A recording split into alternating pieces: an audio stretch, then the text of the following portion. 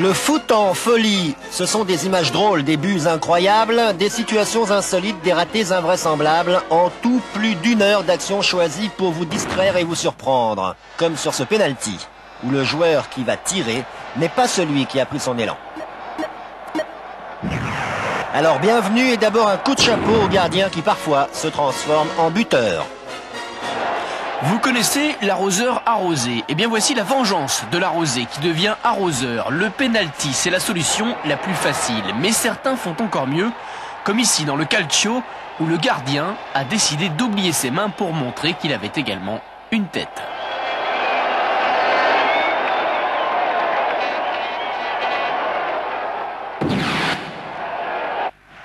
Les mains, la tête et pourquoi pas les pieds. Tenez, admirez-moi cette papinade de gardien.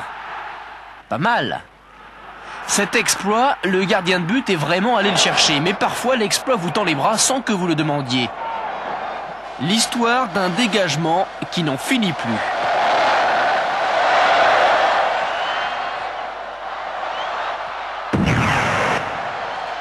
En l'occurrence, le gardien a trouvé un précieux allié, le terrain, et plus particulièrement le rebond.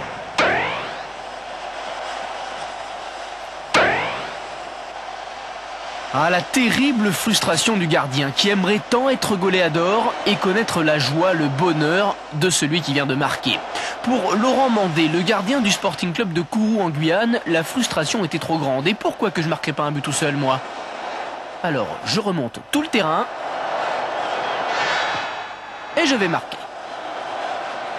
Après ce but extraordinaire, le gardien de Cayenne avait même eu droit à un essai au FC Nantes, mais finalement il ne sera engagé ni comme gardien, ni comme avant-centre. Pourtant, réussir un tel exploit n'est pas donné à tout le monde. Il faut prendre tous les risques, et quand ça rate, ça fait mal, car un gardien ne cesse jamais tout à fait d'être un gardien.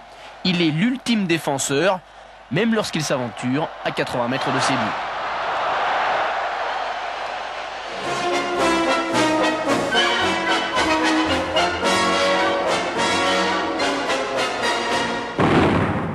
Celui-là, c'est un classique. Il a fait le tour du monde.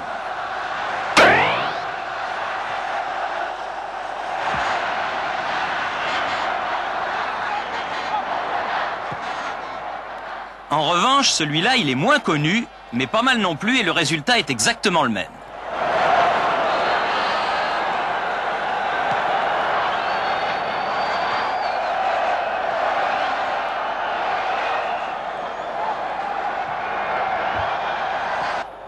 Il y a aussi les jours où rien ne va. Par exemple, le jour où le gardien a sorti les gants en peau de pêche.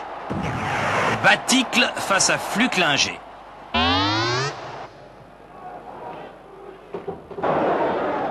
Ou encore quand la ligne est là et que ce diable de ballon veut absolument la franchir. Alors là, rien à faire. Et encore, pas si sûr.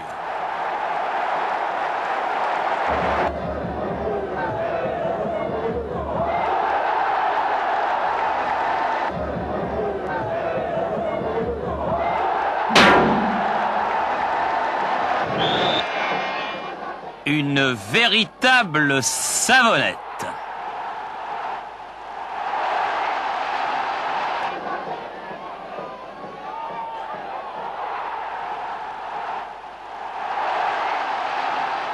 Et ça arrive aussi aux meilleurs, n'est-ce pas, Bruno Martini?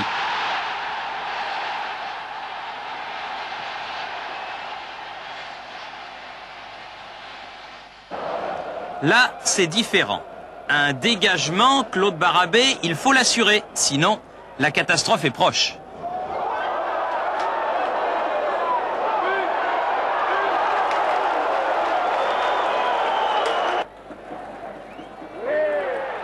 Mais qu'est-ce qui se passe? Je vais la choper, cette balle, oui ou non? Oh!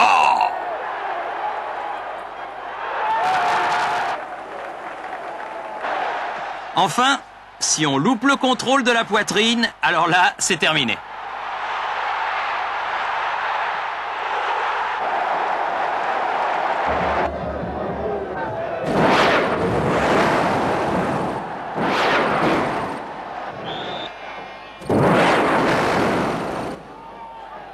Après la poitrine, le dos. Et même plein le dos pour ce gardien. D'ailleurs, le plus surprenant est peut-être qu'il a ensuite le toupet de s'en prendre à son défenseur. Oui, tous les gardiens ont leur défaillance. Par exemple, au Parc des Princes, un jour, Pascal Olmeta, sorti complètement raté. En face, il y avait l'Allemand Reinders. Olmeta jouait alors au RP1, l'adversaire était Bordeaux. Et ce jour-là, le public avait été indulgent pour le gardien parisien. Davantage que lui-même, et malgré le réconfort de Degon, puis de Ginola. D'autres fois, ces erreurs se produisent à un très mauvais moment et peuvent prendre ensuite des proportions énormes. Ce ballon qui fait le bonheur des supporters de Brest et de leur attaquant Roberto Cabanas, ce ballon a semé le doute dans les esprits marseillais. Le gardien titulaire de l'OM, Gaëtan Huard, venait de se blesser. Jean Castaneda devait le remplacer pour la fin de la saison. Une relève, et oui, qui s'engageait bien mal. La règle entrée en vigueur à l'été 92 a compliqué les choses pour les gardiens. Vous savez qu'ils n'ont plus le droit de récupérer à la main une passe en retrait de l'un de leurs défenseurs. Eh bien, trop d'audace contre un adversaire qui avait préparé son coup ne pardonne pas. Lama, victime de Dugarry, comme Matriciano le fut de Thierry. Plus original, le dégagement en plein dans l'adversaire.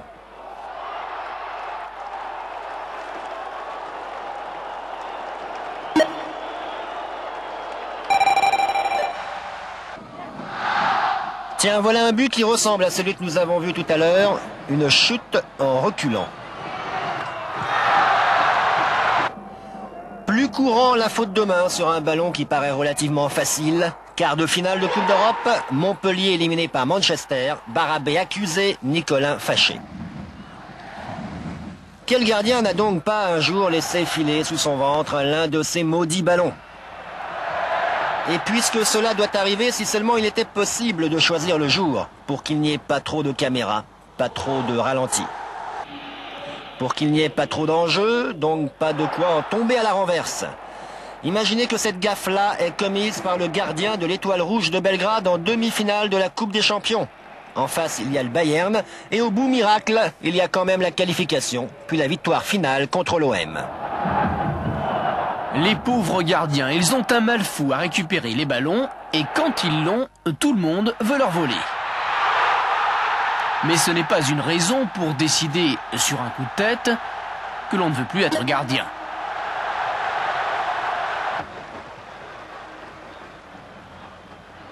Un exemple, le gardien de Valence en division 2 française. Voilà-t-il pas que subitement, il décide de ne plus jouer avec les mains. Mais le problème, c'est que sans les mains, c'est beaucoup plus difficile.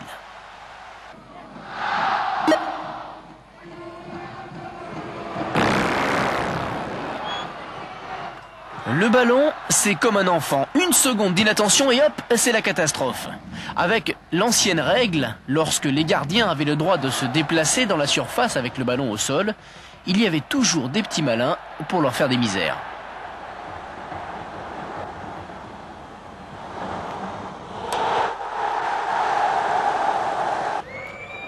Notez que les petits malins existent toujours et qu'ils sont à l'affût d'un dixième de seconde d'hésitation pour vous voler le ballon.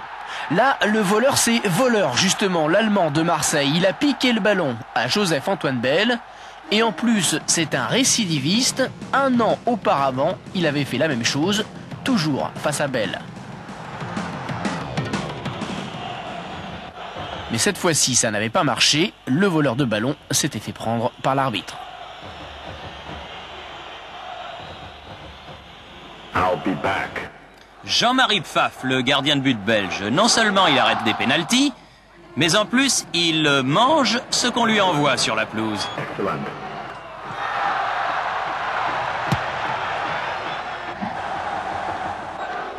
Quant à Bell, il signe même des autographes pendant le match.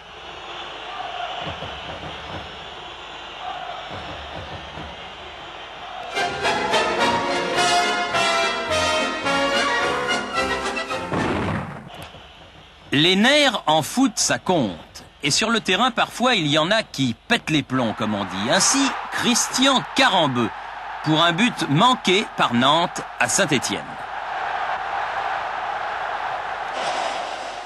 Ou encore Basile Boli pour un coup franc sifflé au stade Vélodrome contre lui.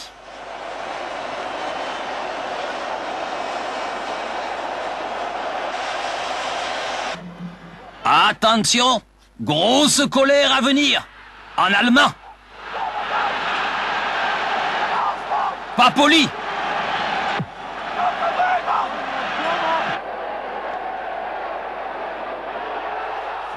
Le gardien stéphanois Gilbert Ceccarelli a eu chaud. Et visiblement, il a 2 mots à dire à son défenseur, Jean-Pierre Cyprien en particulier. Carton, dit monsieur l'arbitre, en s'adressant à un joueur de Montpellier. Mais il n'est pas d'accord, le bon président de la Paillade, Louis Nicolin. Et il faut qu'Éric Cantona le calme. C'est vraiment le monde à l'envers. Question, Cantona serait-il Canto sans toutes ces phrases? L'histoire de Cantona le colérique passe par Sedan. En janvier 89, lors d'un match amical contre Moscou, il jette son maillot de l'Olympique de Marseille et quitte le terrain. Le divorce avec l'OM n'est pas très loin. En avril 88, déjà, Cantona s'était fait remarquer. Il portait alors le maillot de l'AJ Auxerre et avait taclé plus que sévèrement le Nantais Derzakarian. Un geste qui lui avait valu alors 3 matchs de suspension. Sous le maillot de Bordeaux, en février 89, Cantona a été sage. Pas de problème de discipline, mais quelques petits coups de folie tout de même. Séance de tir au but en Coupe de France, Canto tente une panenka, une feinte de tir ponctuée par une feuille morte. En fait, il rate son geste, le gardien est parti du mauvais côté mais a récupéré le ballon. Bordeaux est éliminé par Beauvais. Décembre 91, on retrouve Cantona sous le maillot nîmois après un passage à Montpellier. Il s'en prend à l'arbitre. Suspendu 4 matchs, il insultera les membres de la commission de discipline. Sa peine est portée à 2 mois. Canto annonce alors qu'il arrête le football. Sous le maillot de l'équipe de France, Cantona avait également défrayé la chronique en 88 en s'en prenant violemment au sélectionneur de l'époque. Des propos à ne pas mettre entre toutes les oreilles et que nous nous interdisons de reproduire ici.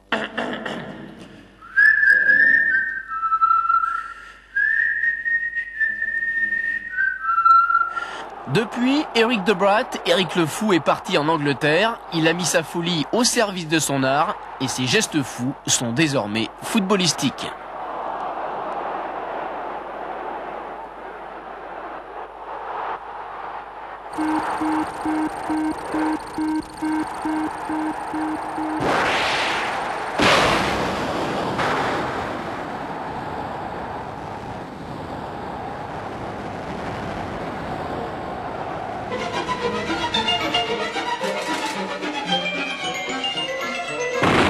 Le public qui envahit le terrain, ce n'est pas très drôle, mais lorsque l'intrus possède une queue en tire-bouchon, 4 pattes, quelques poils ou quelques plumes, ça devient beaucoup plus cocasse.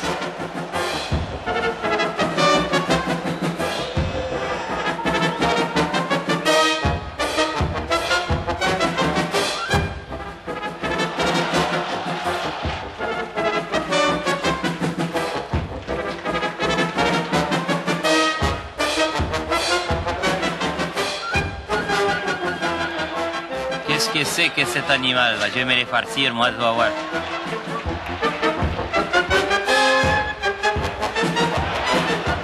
Mais c'est fou de ma gueule.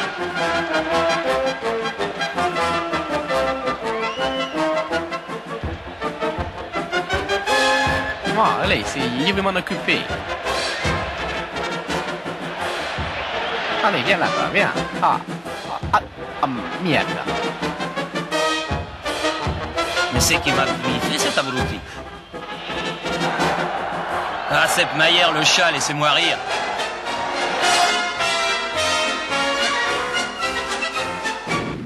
T'y vas ou t'y vas pas? Eh bien, elle y va, mais non sans mal. But marqué pour Montpellier par le Lyonnais Ngoti contre son camp. Ça s'appelle des cafouillages, c'est pas beau, mais ça compte.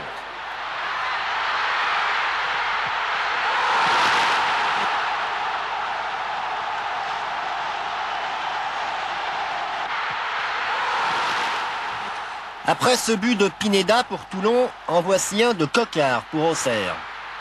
Les entraîneurs parlent parfois de rideaux défensifs, de barricades ou de murs dressés devant les buts.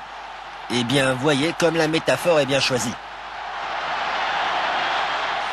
Toujours dans le genre pas beau, toile du défenseur, intervention plus ou moins nette du gardien et but plus ou moins valable, mais validé. Quant au Nantais Ferry, il ne se souvient pas de ce but comme du plus brillant de sa carrière. Même sentiment pour le Toulonnais Pineda, lequel figure pour la deuxième fois à ce tableau d'horreur, la preuve qu'il était plein d'opportunisme. Généralement, ce que l'histoire retient, ce sont les buts. Mais si on parlait des buts que l'on a failli voir, ils auraient pu être de véritables bijoux, des buts d'anthologie, mais le destin n'en a pas voulu. Tenez, Eric Cantona, on y revient, sous le maillot de Marseille. Il aurait pu marquer le soir même 2 des plus beaux buts de sa carrière. C'était contre Bordeaux, mais ce n'était pas son soir. Ce qui aurait pu être l'exploit de sa carrière est désormais oublié. Tout ça à cause de la malchance. C'est bien votre avis, Eric? Eric, est-ce que la chance, ça existe pour un attaquant? Non, je pense qu'on a beaucoup de chance déjà d'être en vie et en bonne santé, c'est le principal. Le football, ça a toujours été un jeu, ça continuera toujours à être un jeu. Et ce soir, c'était un jeu. Mais est-ce que vous considérez que ce soir, vous n'avez pas eu de chance? Pas de réussite, mais beaucoup de chance d'être en vie et en bonne santé. Bon, appelons ça réussite, malchance, comme vous voulez. Voici un festival d'infortune de footballeurs qui, je vous rassure, sont tous en vie et en bonne santé.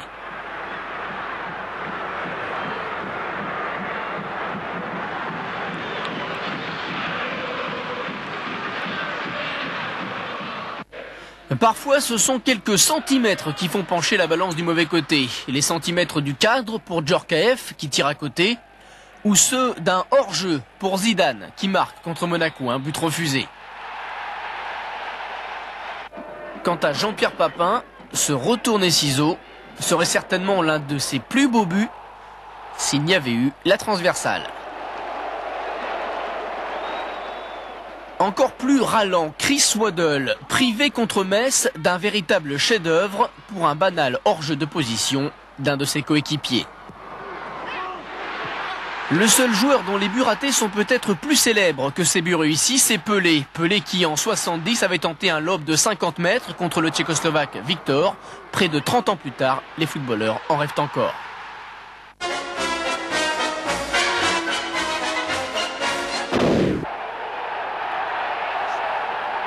Il y a les buts que l'on qualifie de tout fait, quand un joueur n'a plus qu'à la pousser au fond. Un geste simple, enfin, pas si simple que cela, car il y a les défenseurs, le gardien, qui reviennent d'on ne sait où, mais, me direz-vous, c'est bien normal, ils sont là pour ça.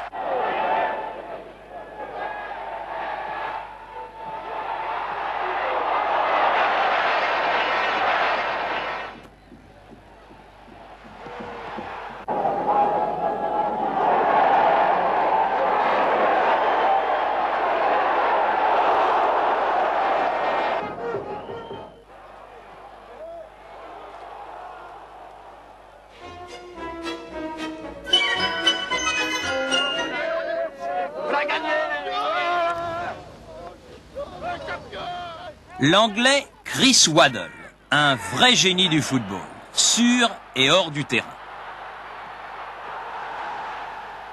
Pendant les 3 saisons qu'il a passées à Marseille, il a su enchanter le public du stade Vélodrome qui ne l'oubliera sans doute jamais.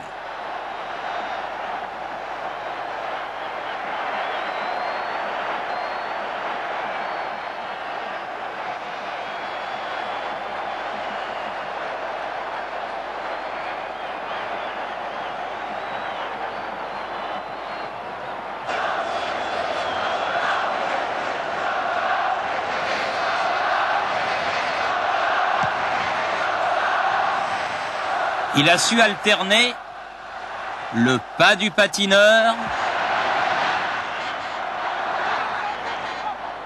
ou la course du nageur de fond.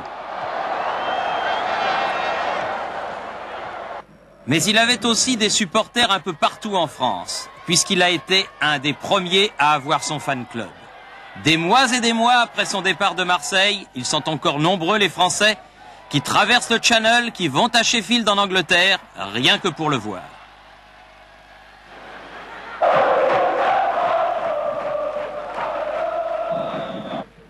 Un clown de génie pour lequel la caméra est une amie. Okay, Chris, it's not such a long, it's not so often that you scored, so I get. Oh, Manu l'a fait. Elle est bonne en British, Marianne. I mean, I've got to start getting more towards the goal, and you know, it's just something I've got to do, you know. You know, you look like me like that. I'm trying a good impression. Bonjour.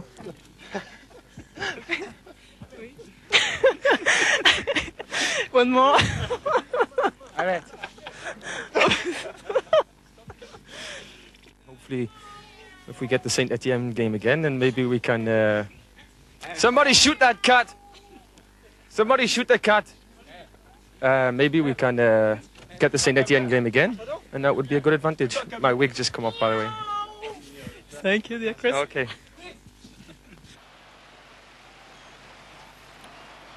Un joueur de foot tout à fait exceptionnel, comme on aimerait en voir plus souvent.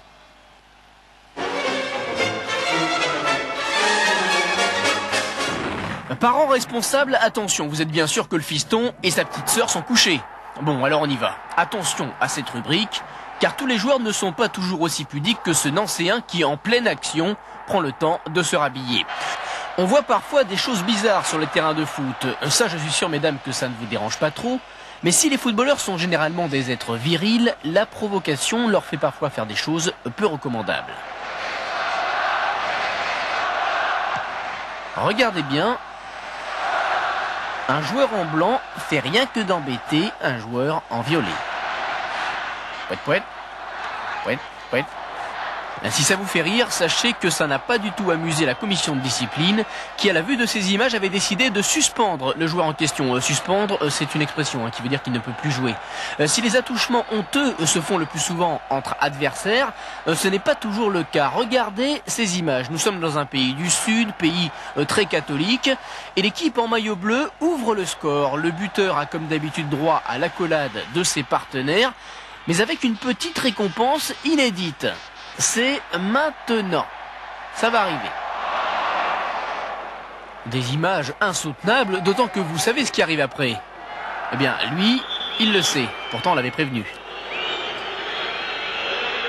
Sul perché di questa scelta, insomma, sul perché. Why do you think he chose? Certes, Gascogne n'est certainement pas le plus intelligent de tous, mais il faut bien l'avouer, les joueurs sont parfois très pipi caca popo, et ça ne se situe pas toujours au niveau du nez.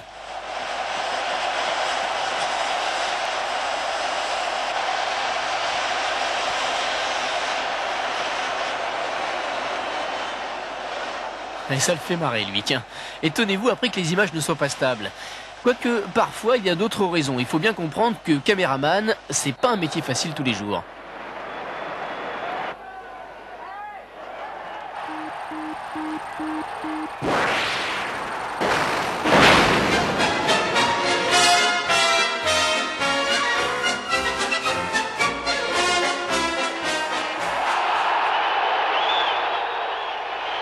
Corner de Ferreri.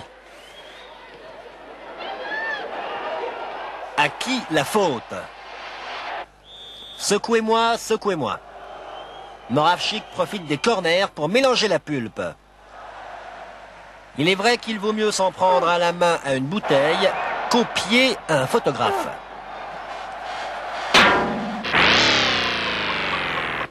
Excusez-moi. Le match pour ça, un moment fort, c'est pour ça. Et la deuxième exigence, c'est de montrer plus de solidarité, comme elle l'a fait quand Eric n'était pas en Autriche avec nous. Eric et David étaient suspendus. Et quand il y a un pion important, un pion majeur de l'équipe, eh bien, il faut que, à la fois celui qui le remplace et toute l'équipe donne un peu plus. Cousin vrai, mais cousin lointain. On a des cousins communs, et donc on peut penser, on a une ramification commune familiale. C'est vrai que Daniel Dutoit est le cousin de Michel Denisot ou pas? Oui, de même que moi je suis l'oncle d'Ouéa, oui, il y a des grandes familles dans le football, et puis des ressemblances physiques, vous avez remarqué. Robert Robin, pour un footballeur, est-il bon d'avoir des rapports sexuels avant un match? La veille. Bien sûr, on les a toujours avant un match. Hein. Alors je vois pas où est la question. Parce que pendant le match, ça me paraît difficile. Je crois aussi. Non, le problème, question, est-ce que... Non mais vous pouvez le passer, ça. Hein. D'accord. Ma vie sexuelle. Excusez-moi. Ma vie sexuelle.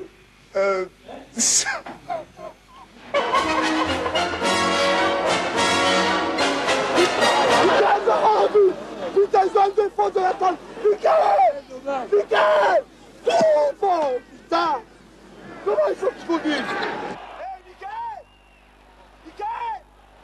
Michael! Arrête! Là-bas dedans, putain, il te en merde! Tu gagnes à ta place!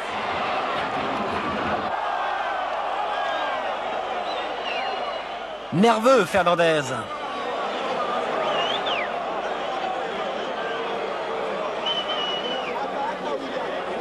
Regarde, joue!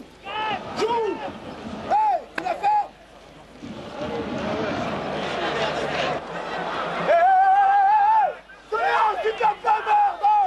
Oh! Super peu! Mais moi, y'en a pas comme ça, va!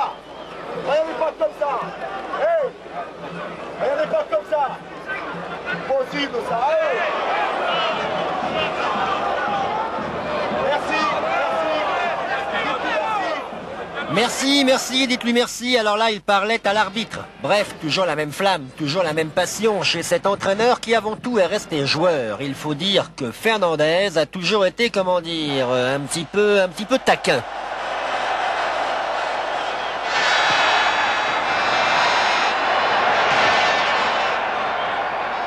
Son tempérament de gagneur lui a permis de réussir les plus grandes choses, y compris dans les rôles les plus inattendus comme celui de gardien de but. Regardez, nous sommes à Metz. Blessé, Joël Batz a dû quitter le terrain, Fernandez le remplace et formidable parade, un arrêt qui contribuera à lui valoir le titre de meilleur joueur du championnat. C'était en 85-86, l'année où le Paris Saint-Germain fut champion de France. Par la suite, à Saint-Symphorien, à Metz, les choses se gâtèrent quelque peu. Un premier but de Bocandé, puis il y en aura un deuxième sur penalty.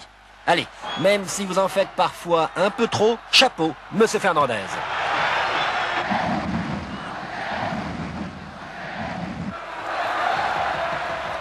Un jour, à Nantes, au stade Marcel Sopin, Bordeaux a disputé une bien curieuse rencontre.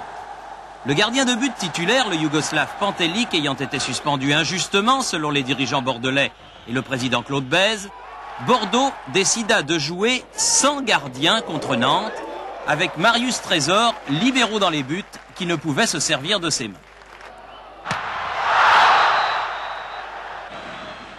Ce jour-là, les Amis, Rampillon, Bossis et consorts s'en sont donnés à cœur joie. En deuxième mi-temps, Alain Giresse d'abord, Marius Trésor ensuite, ont endossé le maillot rouge de gardien. Mais cela n'a pas changé grand-chose.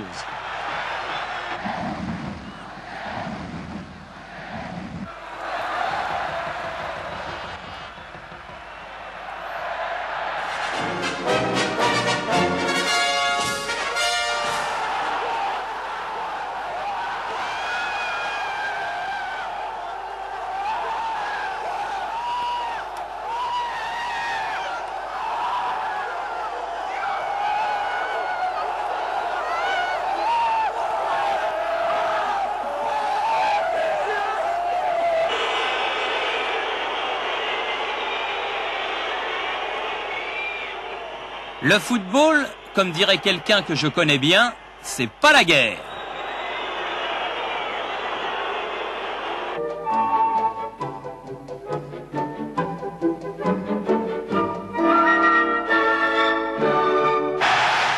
Et où va-t-il? Il veut toucher du bois, Mr. George.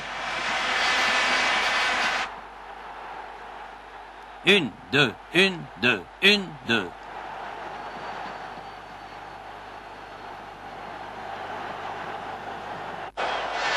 Et où court-il, Joseph?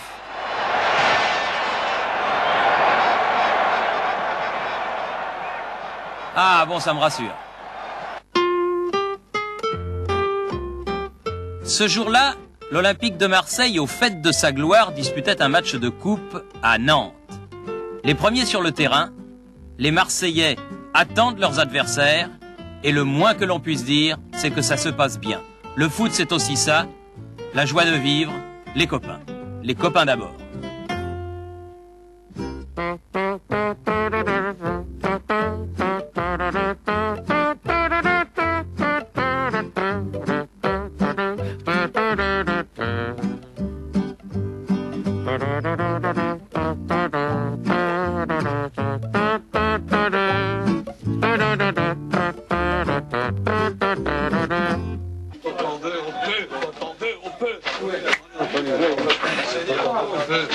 On veut.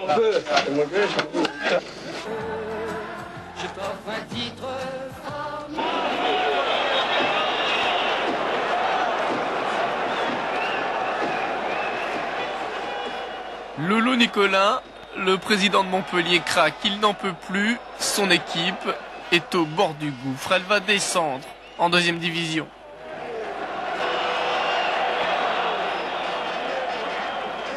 Eh bien, pas du tout, vous avez tout faux, elle est en train de se qualifier pour la finale de la Coupe de France, son équipe. Il est heureux, je vous dis, tenez, la preuve.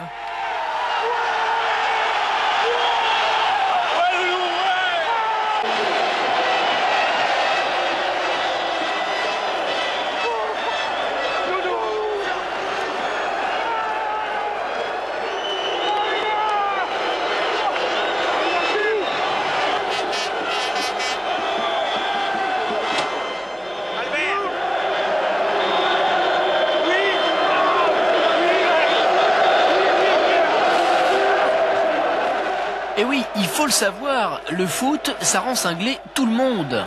Aussi bien les PDG respectables que les princes héréditaires.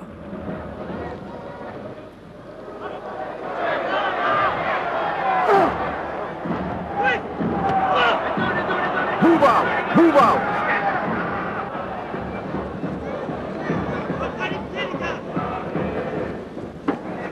Excellent. Excellent.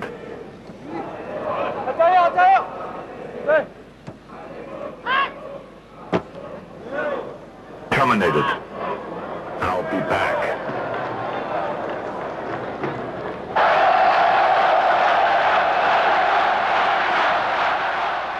Let's go.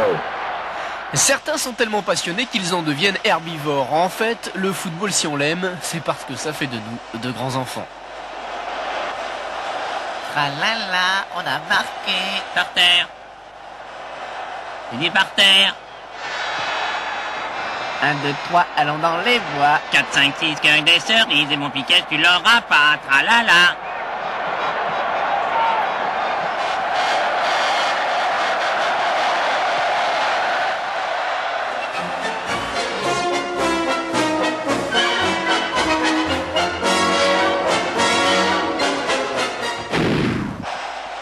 Des buts venus d'ailleurs, en tout cas de l'autre moitié du terrain. À tout seigneur, tout honneur, Michel Platini à l'île Maurice sous le maillot du Variété Club de France.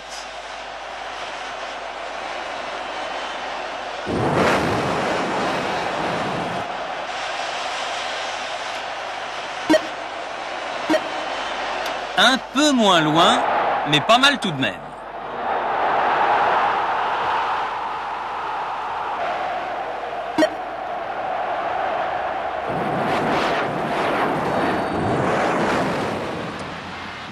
Pour réaliser ce genre d'exploit, il faut une bonne frappe, une bonne technique, le sens du jeu et aussi une bonne dose de culot.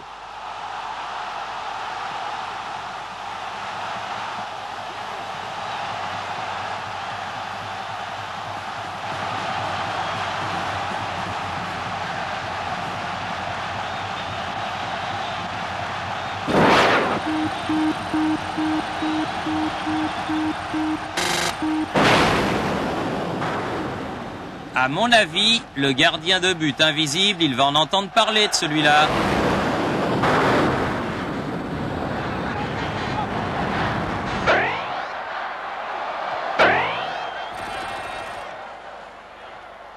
Et si en plus le poteau s'en mêle, alors là, fermez le banc.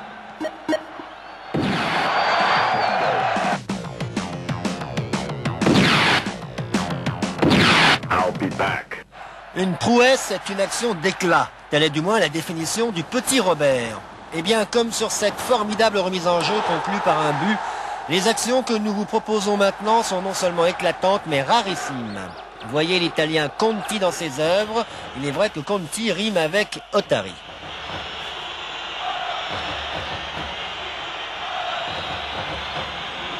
Voyez sur ce coup d'envoi, là il vient d'être donné le but le plus rapide de l'histoire du championnat, marqué par le joueur de Caen, Michel Rio.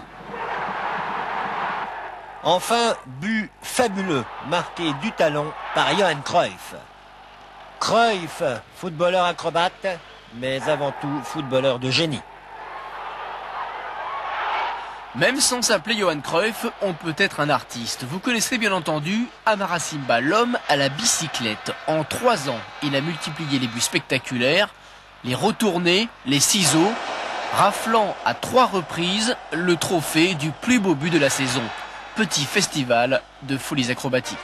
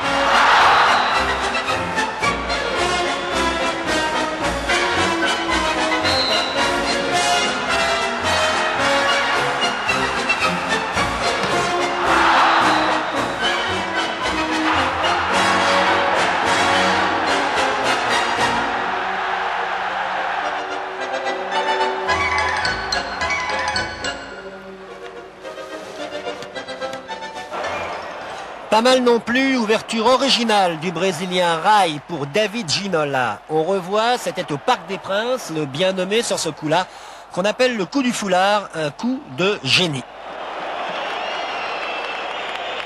Les OM Globetrotters, ils jouent en blanc sur leur terrain. C'est bien sûr des Marseillais dont il s'agit pour un but prodigieux. 4 jours après la finale de la Coupe d'Europe, face au Paris Saint-Germain, la rencontre est décisive pour l'attribution du titre de champion de France, Magic Boli. C'est lui déjà qui avait marqué le but de la victoire face à Milan.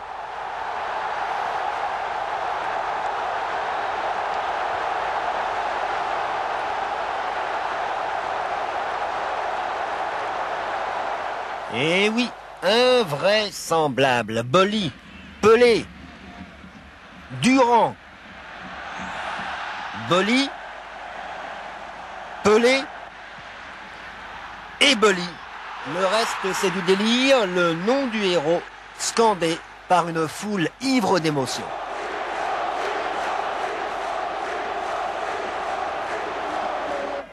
Toujours à Marseille, quelques années plus tôt, le stade Vélodrome avait déjà rendu un bel hommage à l'un de ses chouchous. Le ballon colle au pied d'Alain Giresse contre Split en Coupe d'Europe. Un but d'autant plus beau qu'il fut l'un des derniers de la carrière de Giresse, lequel ne connut que 2 clubs en tout et pour tout, Marseille et Bordeaux.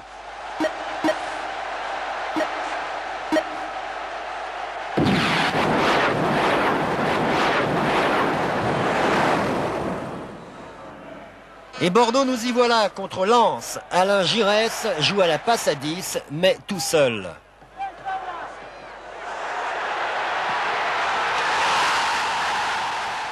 Dur, très dur de réaliser ce qu'on vient de voir. Et ce qui arrive, c'est pas évident non plus. Penalty.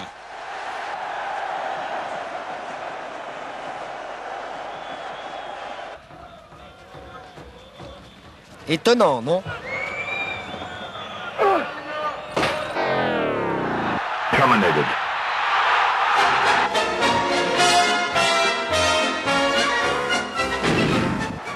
Vous avez déjà essayé, vous, de toucher les 2 poteaux en même temps? Pas facile, hein. Les tirs sur les montants, tout le monde aime ça. Peut-être parce qu'en fait, c'est plus difficile de toucher un poteau de quelques centimètres que de cadrer une cage de plus de 9 mètres sur 2. La preuve.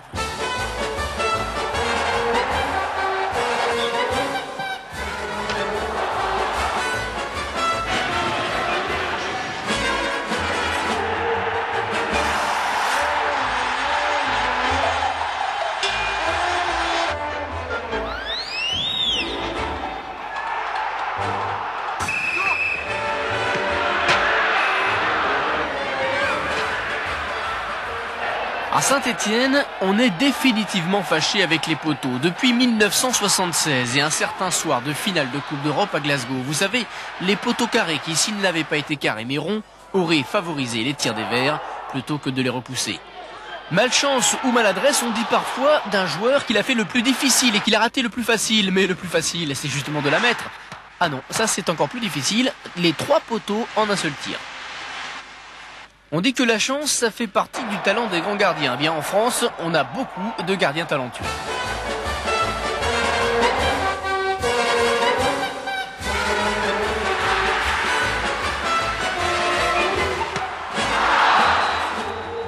Toulouse-Marseille, un match où les deux équipes avaient souvent tiré sur les poteaux. Le jeune gardien de Toulouse, sauvé 3 fois par ses montants et auteur d'un match époustouflant, c'est Fabien Barthez. L'année suivante, l'OM achètera le jeune gardien avec son talent, mais aussi sa baraka. De toute façon, tous les attaquants toucheront un jour ou l'autre du bois, ça porte bonheur.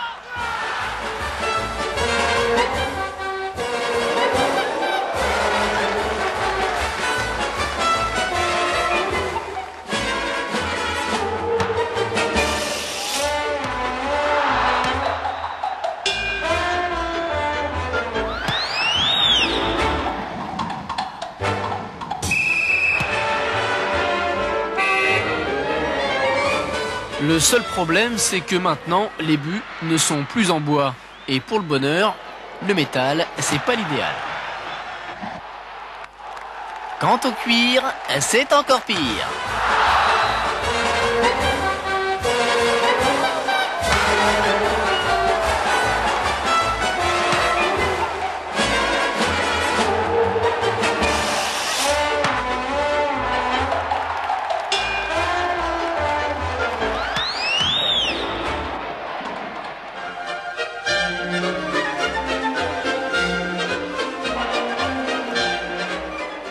Pas facile d'être arbitre dans le football moderne.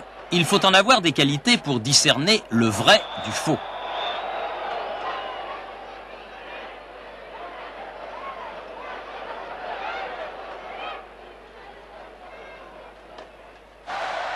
Et cela tout en surveillant son placement sur le terrain, sinon un malheur est vite arrivé.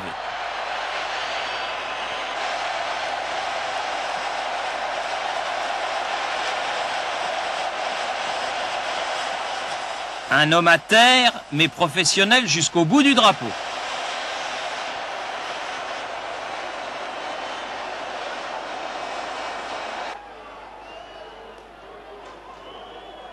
Dans les mêlées générales, ils risquent gros les arbitres, car un ballon à bout portant, ça peut faire très mal. Si c'est volontaire, c'est indigne, mais dans le jeu, ma foi, ça peut arriver.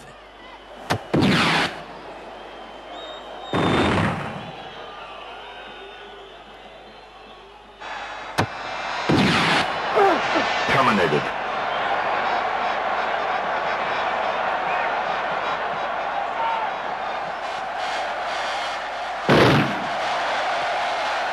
Technique un peu juste, monsieur l'arbitre.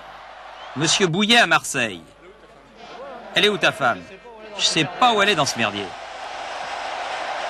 L'Alsacien Robert Wurtz, surnommé le Nijinsky du sifflet. Il faut le dire au haut-parleur, ça monte, on ne mange pas, sinon ça fout le merdier, ça pue. C'est ça le problème, merde, ça marche pas. Mais il faut qu'il le dise, sinon il y a un merdier ensuite. C'est l'avance de 3 minutes, cette montre. Je vous le jure, si. C'est l'avance, les gars, je vous le jure.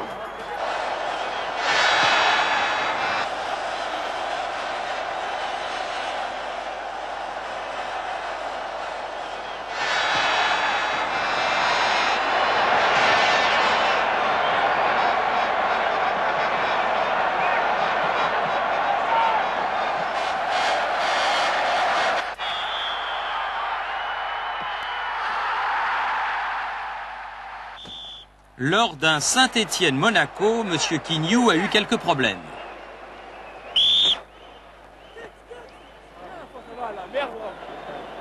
Calmez-vous, vous faites chier. Calmez-vous. Il fait des deux côtés là, hein. Il fait des deux côtés là. Calmez-vous. Des deux côtés, c'est fini,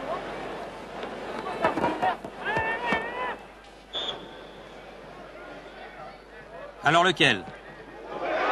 Oh, finalement les deux, allez.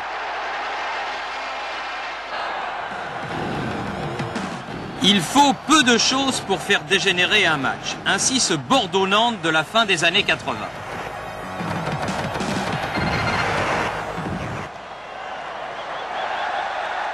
J'espère que madame sait coudre.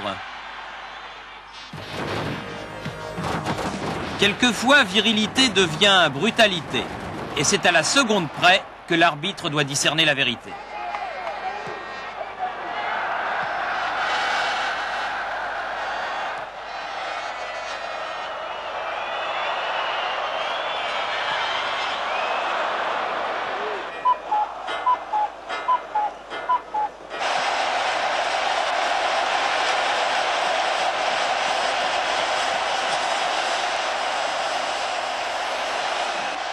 Sympa l'arbitre. Moi, le gardien, je l'aurais sorti. Une fois ça va, mais deux fois, bonjour les dégâts.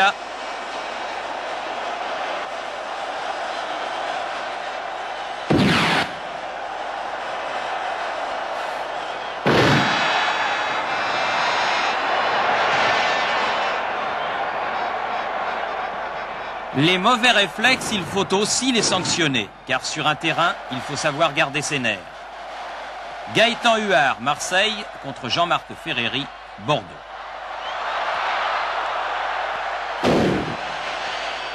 Qu'est-ce que ça veut dire ce doigt, mon guéguette? Quand je vous disais que le métier d'arbitre c'était dangereux, il paraît qu'on peut même en avaler son sifflet, ou presque.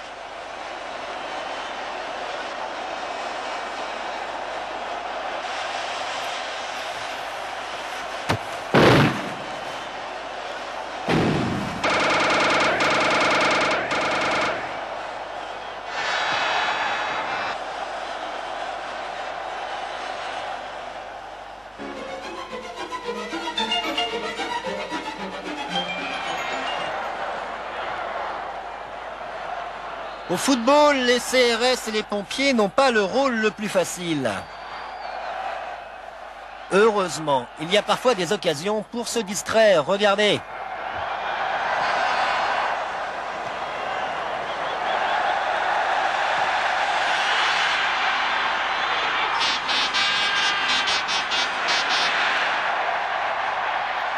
On peut aussi faire des rencontres. En tout cas, les plus à plaindre sont ceux qui n'aiment pas le football.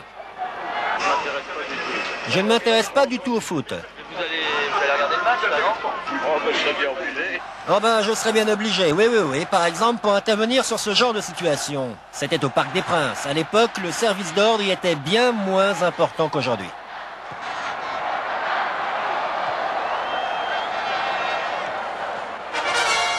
Bref, le spectacle nous vient parfois des tribunes. Au revoir, à bientôt.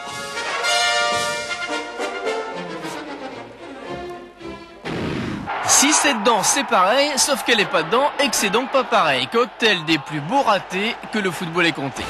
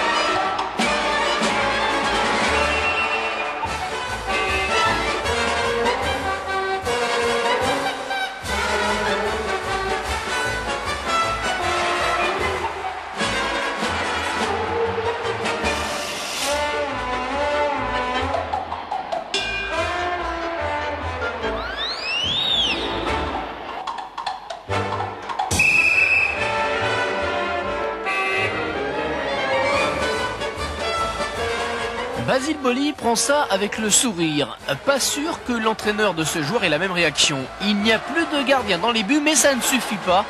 Et pourtant, Thierry, vous en conviendrez, si elle était dedans, c'était pareil.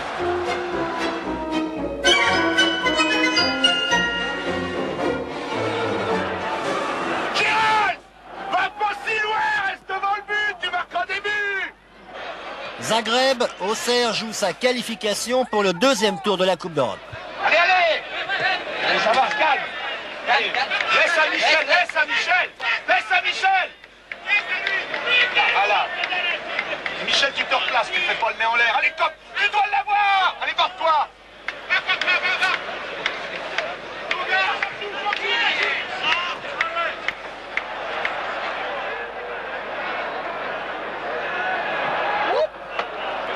Reviens, coquin! Calme-toi!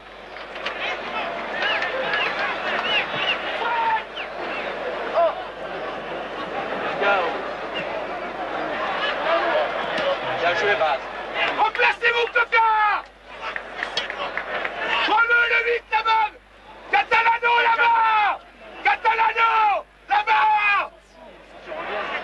Catalano, derrière! Bien joué, Mathieu. Michel, derrière! Enzo, derrière! Enzo, derrière encore! Serre! Calme-toi.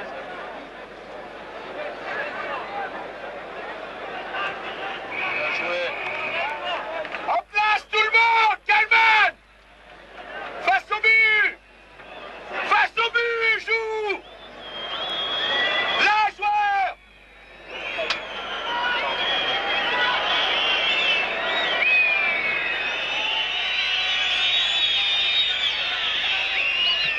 Allez, tu l'emmènes!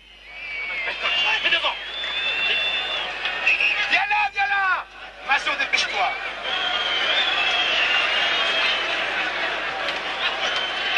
Faites pas de faute! Dégage! Bien joué, Baz! Replacez-vous! Calman, Basile derrière! Basile derrière! Basile derrière, Masso! Coquin va prendre le mec là derrière! Le 8! Coquin va prendre le 8!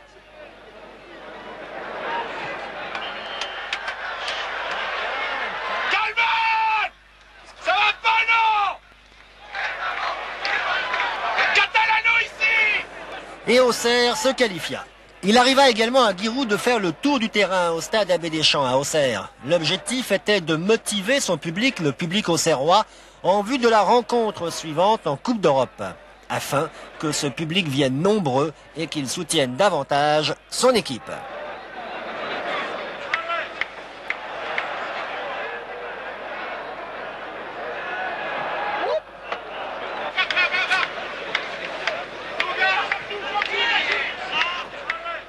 Le pauvre caméraman a du mal à suivre.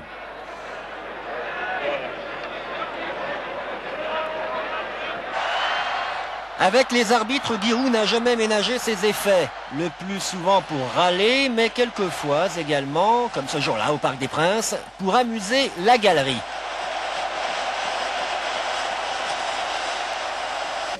Bruno, c'est prêt? Calman!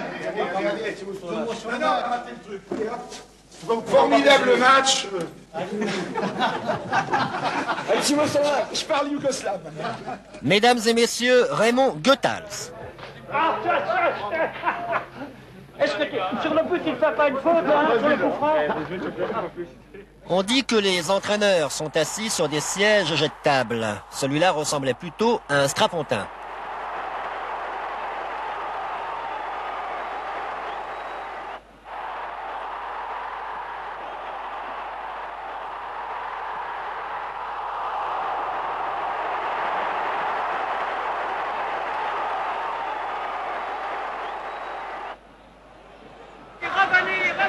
Revenir là! Elle est là! Allez là, revenir! C'est pas là, c'est là qu'il doit travailler! Qu'est-ce que c'est pour aller marquer un but? Ça m'intéresse pas!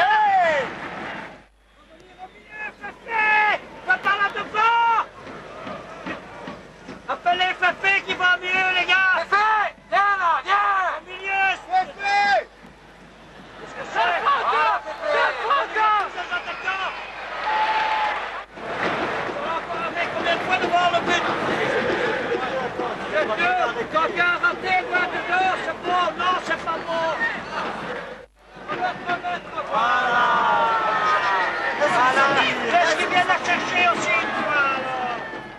Voilà, vous savez maintenant comment se dit Guy Roux en belge, tout simplement Raymond Goethals.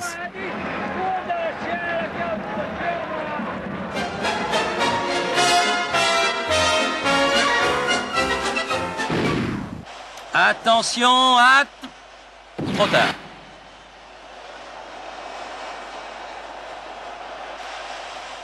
Qu'est-ce que tu fais là, toi, avec ta casquette ridicule? Attention, trop tard.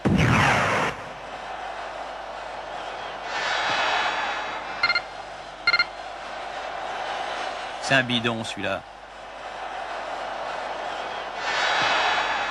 Ça glisse par là. Ça glisse vraiment.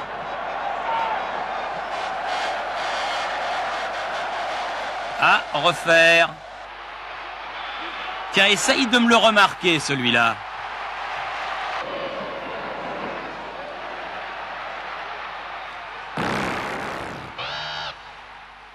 Un jour, le Variété Club de France est entré dans le livre des records. Écoutons son entraîneur, Jean-Michel Larquet. 164 buts pour le Variété Club de France, 121 pour ses 35 adversaires successifs sur la pelouse du stade Chanzy à Angoulême, avec ici le dernier des 33 réussi par Vendroux. Après 2 nuits et une journée complète passée sans dormir, les derniers rescapés auraient été tout heureux d'évoluer sur ce rythme. Mais à 9 h ce matin, on ne comptait plus les ampoules, les tendinites et les contractures. C'est donc sur un tempo molto moderato que les joueurs ont achevé leur calvaire. Partis à 11 jeudi soir à 22 h, 4 joueurs craqués ce matin à l'aube. Notez que sur 90 minutes, le spectacle n'est pas toujours meilleur. Match de première division. Lyon reçoit Bordeaux, il reste 5 minutes à jouer. Le score est de 0-0. Un score qui satisfait apparemment les deux équipes. À toi. À lui. À toi.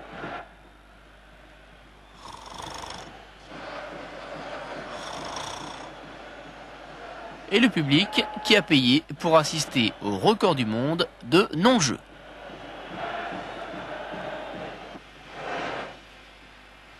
Neuf, 10, 11,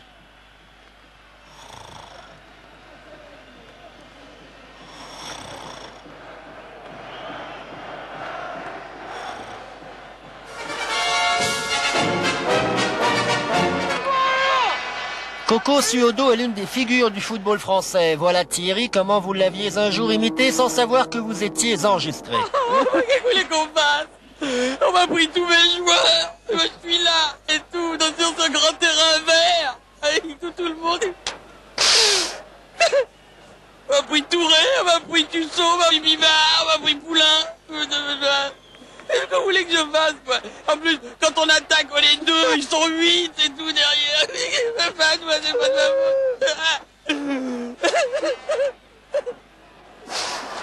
Bon, allez. Coup d'envoi de la prolongation, donc... Tout à fait, Thierry. Carrier.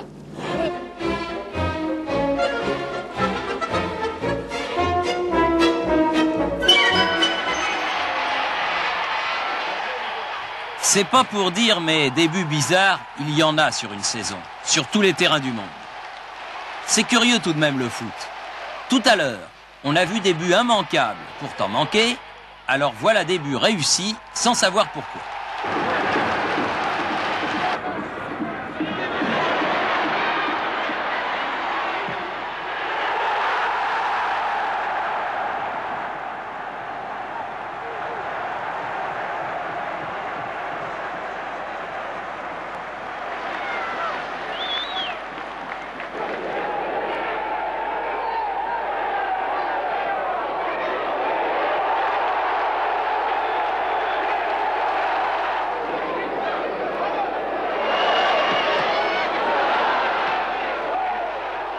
Celui-là, c'est celui que je préfère, comme au billard.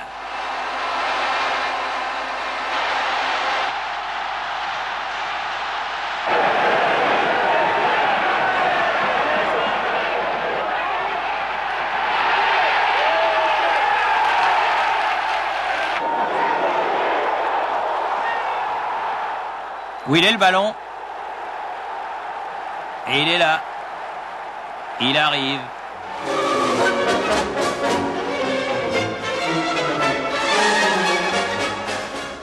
Il y a quelques années, un commentateur de télévision fâché avec la langue de Goethe avait fait marquer dans un résumé un terrible buteur allemand, Eigentor.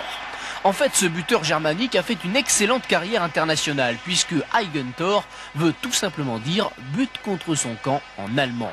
Voici donc en exclusivité les plus beaux buts de Franz Eigentor, buteur redoutable mais aussi parfois auteur de passes décisives.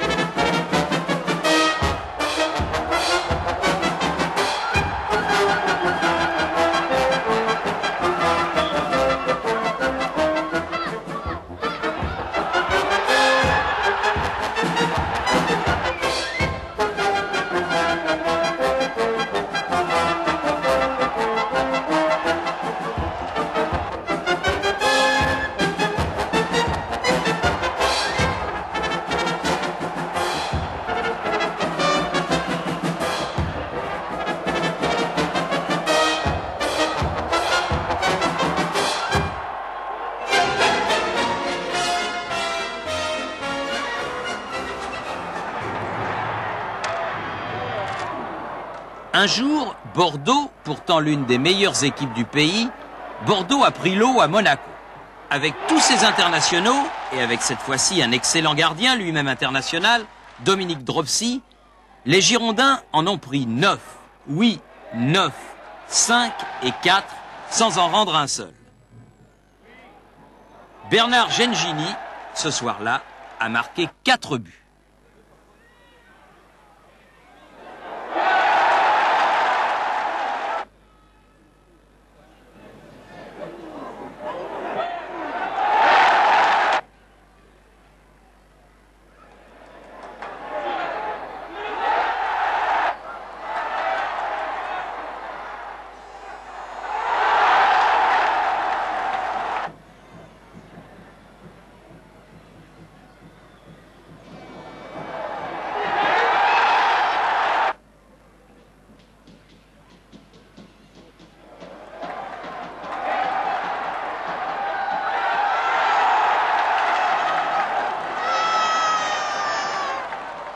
Remarquez, il vaut mieux prendre une fois 9-0 que 9 fois 1-0.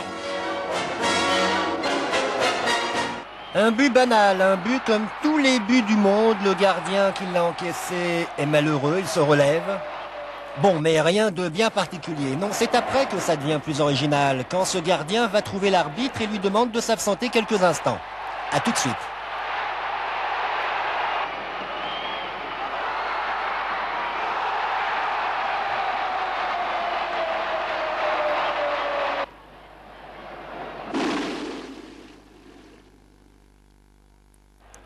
Voilà, ça va mieux, je suis de retour, I am back.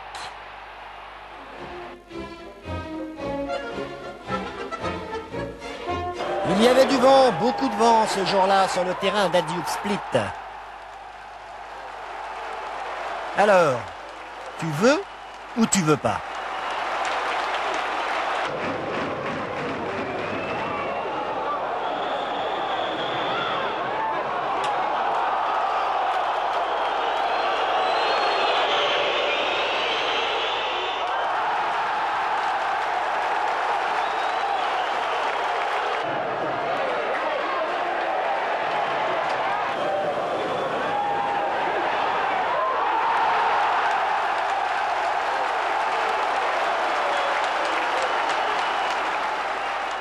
En revanche, de l'autre côté, le vent freinait le ballon. Split en avait profité et avait gagné 2-0 pour se qualifier et jouer les demi-finales de la Coupe UEFA.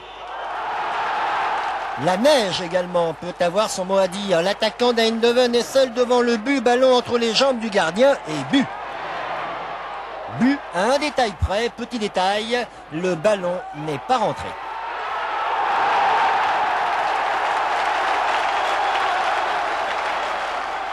Un gardien sauvé par une flaque d'eau. Vous connaissez le dicton, aide-toi, le ciel t'aidera. Mais l'un des spectacles les plus étonnants fut celui donné par une rencontre du championnat de France. Montpellier recevait Marseille, le match fut arrêté à la mi-temps. On comprend pourquoi, en matière de ballet aquatique, on a rarement fait mieux.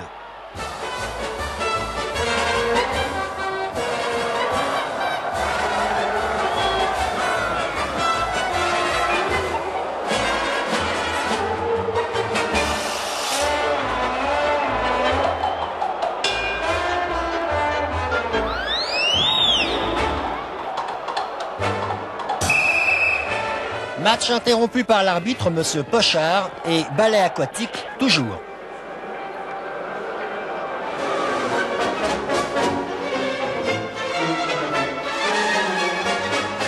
La folie du foot, c'est également le suspense et d'extraordinaires retournements de situation. Championnat de France en 90, Lyon reçoit Montpellier qui vient d'éliminer Eindhoven en Coupe d'Europe.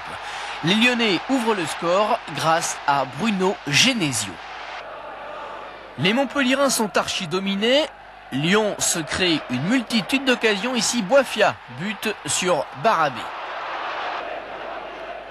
Claude Barabé qui réalise un autre exploit. Mais Montpellier est au plus mal. Tellement mal que sur un centre de Roberto Cabagna, Stéphane Roche inscrit un deuxième but. 2-0 pour l'OL en route vers la victoire. Sur le banc montpelliérain, Loulou Nicolin, lyonnais d'origine, et Robert Nouzari, ancien dirigeant de Lyon, font grise mine. Leurs affaires ne s'arrangent pas lorsqu'à la 50e minute, Laurent Debrosse marque à nouveau pour l'OL, qui mène désormais 3-0. Il ne reste qu'un quart d'heure à jouer lorsque Kader Ferraoui sauve l'honneur pour Montpellier, 3-1. Mais les joueurs de l'Hérault se mettent subitement à mieux jouer. Ils se créent même de bonnes occasions. Dommage pour eux que la rencontre soit presque terminée. Il ne reste plus qu'une minute à jouer lorsque Laurent Blanc réduit le score et porte la marque à 3-2. Nous jouons les arrêts de jeu. Lorsque Laurent Blanc surgit et égalise, en une minute, le match est passé d'un 3-1 à 3 buts partout.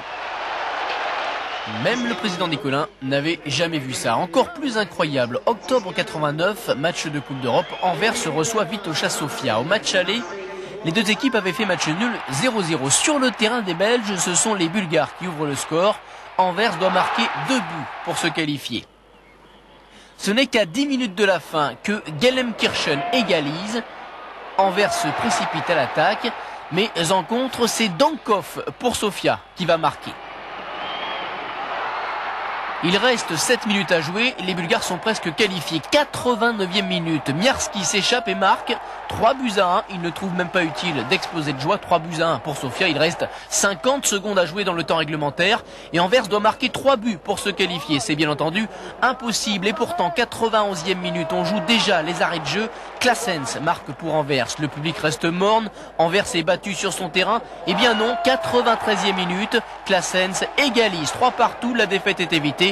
Mais les Belges sont tout de même éliminés. 95e minute, l'incroyable se produit. 40 pas pour le 4-3. Les Belges sont qualifiés. Anvers et contre tout.